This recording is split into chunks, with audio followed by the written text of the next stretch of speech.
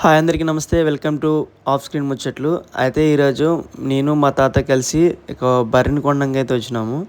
అయితే మాకు దగ్గరలో ఉన్న అతిపెద్ద సంత వచ్చేసి అలమండ సంత. దీన్ని మీకు ఎక్స్‌ప్లోర్ చేసి చూపిస్తాను. మేము వచ్చేసి ఎర్లీ మార్నింగ్ 5:30కి అయితే స్టార్ట్ అయ్యాము. అయితే మనం 5:30కి వచ్చాం గానీ ఇంకా సంత అయితే కూడలేదు. ఇప్పుడిప్పుడే కూడుతుంది. కరెక్ట్‌గా ఎగ్జాక్ట్‌గా మీరు రావాలనుకుంటే 6:30కి ఇలా రండి. ఎందుకంటే మీరు ఎర్లీగా వచ్చినా మీకు అంత సంత అయితే త్వరగా కూడదు.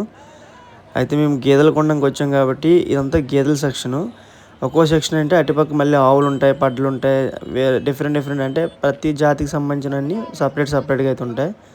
అయితే ఇక్కడ ఒక బేరగాడు కుదిరినట్టుంది బేరం. అయితే కొనుక్కున్నాడు పశువైతే. జరుగుతుంది. మన ఉత్తరాంధ్రలో ఇదే పెద్ద సంత. ఇంకా ఏ సంతలు ఉన్నాయి? మన ఉత్తరాంధ్రలో అయితే ఇది 3 జిల్లాలకి శ్రీకాకుళం, విజయనగరం, విశాఖపట్నం, ఇంకా తూర్పుగోదావరి నుంచి కూడా వస్తారు ఆవులకి వాటికి. ఇది మానాపురం సంత అంటారు కదా, అదే మానాపురం మీద సోమవారం సంత మరీ రద్దీగా ఉంటుంది, పెద్దగా ఉంటుంది. ఆవులైనా గేదెలైనా పెయ్యలైనా ఎనీ టైం ఏవైనా దొరుకుతాయి ఇక్కడ. అదన్నా పోల్చుకొని కొనుక్కోవాలి. దొరికేటంటే ఆవులు, గేదెలు, పోతులు, గేదె పట్లు, చిన్న దూడ పెయ్యలు అన్నీ ఉంటాయి. కోళ్ళు కూడా ఉంటాయి. లాస్ట్కి కోళ్ళు ఉంటాయి. గొర్రెలు తక్కువ కానీ కోళ్ళు ఉంటాయి. నెక్స్ట్ మ్యాక్సిమం ఇక్కడికి కాకినాడ నుంచి కూడా వచ్చే వాళ్ళు ఉన్నారన్న. కాకినాడ, శ్రీకాకుళం, విశాఖపట్నం, అనకాపల్లి. రేట్లు అంటే ఎవరికి ఖరీదు చేసుకునే దాన్ని బట్టి వాళ్ళు అనుభవం పెట్టి ఉంటుంది. కొత్తగా వస్తే ఒకలా ఇంకా ఎవరంతలా ఇంకా కొనుక్కునే ఆలోచన. ఇది కొనుక్కుందాం అనుకుంటే ఒక 10 రూపాయలు ఇటు కొనుక్కుంటారు అంతే. మొత్తం ఇటు సైడ్ ఉన్నవన్నీ కూడా ఆవులు, అంటే ఆవులన్నీ ఇటు సైడ్ ఉంటాయి. గేదెలన్నీ కూడా అయితే ఉంటాయి. ఆ గేదెలన్నీ కూడా అయితే చాలా బాగా కూడింది. ఉత్తరాంధ్రలో అతిపెద్ద సంత అంటే ఈ సోమవారం సంత, అలమండ సంత అని పరిగణనలు తీసుకోవాలి. ఎందుకంటే మనకి ఇక్కడ ఎక్కడెక్కడి నుంచో గ్రామాల నుంచి సంత చేయడానికి అయితే వస్తున్నారు. తెలిసిన కాడి నుంచి మా ఊరికి దగ్గరలో ఉన్న సంత ఇదే అలమండ సంత. కానీ ఇక్కడికి వచ్చిన ప్రతిసారి మనకి అంటే ఒక సంత అంటే ఒక ఆనందం. ఒకప్పుడు సంతలు అంటే అన్నీ ఉంటాయి, అందరూ ఉంటారు, రకరకాల కాయగూరలు తినడానికి చాలా రకాలవన్నీ వస్తుంటాయి. నాకు బాగా గుర్తు అంటే సంత అనేది ప్రతి ఒక్కడికి ఒక ఆనందం. ఒక వారంలో ఒక సంత చేసామంటే ఇంట్లో ఒక బజార్ కొనుక్కోవడానికి. ఇప్పుడు అంతా కల్చర్ మారింది.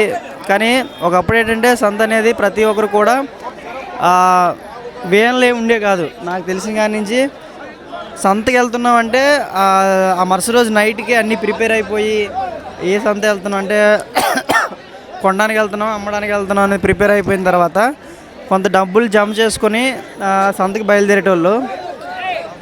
కానీ ఇక్కడికి వచ్చిన ప్రతి ఒక్కరు కూడా ఏ లోటు లేకుండా అందరికీ హ్యాపీగా వాళ్ళు అనుకున్న వస్తువు దొరికి వెళ్తుంది. ఇక్కడ బేరాలు కూడా మనం ఆచి తూచి అయితే వెయ్యాలి. ఎందుకంటే మనల్ని కళ్ళు మూసి జల్లకొట్టిన వాళ్ళు చాలామంది ఉంటారు బేరగాళ్ళు. మనం అమ్మే పశువు కానీ ఎవరైనా అనుభవం గల వ్యక్తులను తీసుకొస్తే మీకు చాలా మంచిది.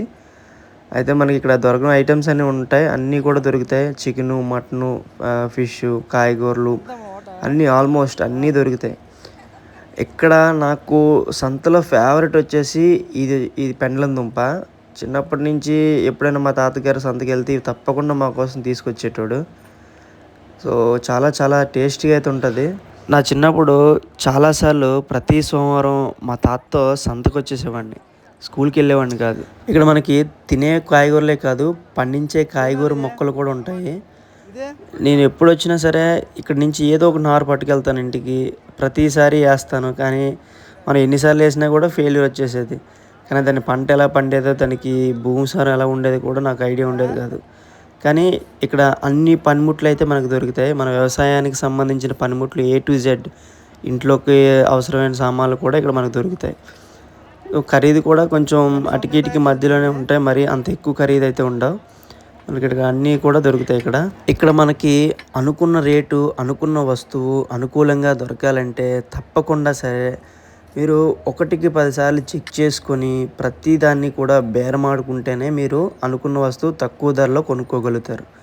కొంతమంది తెలియని వాళ్ళు ఏంటంటే వాళ్ళు 500 చెప్తే 500 ఇచ్చేస్తారు. కాకపోతే అలా కాదు. వాళ్ళు 500 చెప్పిన దగ్గర మీరు 350 రూపాయలకి లేదంటే 300కి అడిగినా కూడా వాళ్ళు ఏదో విధంగా మీకు ఇస్తారు. అక్కడ మీరు బేరగాడిని ఎవరైనా తీసుకెళ్తే మీకు అనుకున్న వస్తువు అనుకూలంగా మీ తగ్గిన ఖరీదు తగ్గట్టు వాళ్ళు ఇస్తారు. ఇక్కడ ప్రతి వారు కూడా ఈ గ్రామ అమ్మవారికి దండం పెట్టుకొని సంత అయితే ప్రారంభిస్తారు. ఇక్కడ కోళ్ళు కూడా మనకి దొరుకుతాయి. కాకపోతే ఇక్కడ కొంచెం రేట్లు ఎక్కువ చెప్తుంటారు. కాకపోతే దాన్ని మనం బేరం ఆడుకుంటే మీకు గిట్టుబాటు అయిన రీతిలో మీకైతే వస్తుంది. ఇక్కడ పుంజులు, పెట్టలు, పిల్లలు ప్రతిదీ కూడా మనకి ఇక్కడ దొరుకుతుంది. ఫైనల్గా అయితే మేము అనుకున్న వస్తువు అయితే మాకు దొరికింది. ఇక్కడ రేట్ అయితే కుదిరింది. అయితే మనకి నేను, మా నాన్న, మా అన్నయ్య ముగ్గురం కలిసి వచ్చాము. చూసారు కదా ఈ పక్కన ఉన్నాయి పళ్ళు. ఈ రెండు కూడా వచ్చేసి 35,000 అయితే చెప్పారు. మేమైతే 32,000కి అయితే తీసుకోవడం జరిగింది. సో లక్కీగా అయితే మనకి అన్ఎక్స్పెక్టెడ్గా ఒక బేరగాడు దొరికాయి, మనకైతే అప్పచెప్పడం జరిగింది. సో ఇక్కడ ఫేవరెట్ అయితే టిఫిన్ అట్లయితే బాగుంటాయి. ఎగ్ దోశ పక్కగా అయితే ట్రై చేయండి. దొరికిన వెంటనే మేము ఏం చేసామంటే బయటికి తోలుకొచ్చి వ్యాన్ అయితే కట్టించుకున్నాము 1000 రూపాయలకి. అయితే ఆ వ్యాన్కి తోలుకి వెళ్ళిపోయిన తర్వాత మేము కాయగూరలు కొనడానికి అయితే వచ్చాము. ఇక్కడ టమాటాలు కూడా చాలా తక్కువ రేట్లో ఉన్నాయి. ప్రజెంట్ అయితే కేజీ 20 రూపీస్ అంతా ఉన్నది. ఇప్పుడు నచ్చినట్టయితే లైక్ చేయండి, షేర్ చేయండి. మన ఛానల్ని ఫస్ట్ టైం చేసినట్టయితే సబ్స్క్రైబ్ చేసుకోండి. Thank you for watching. By by, జై హింద్.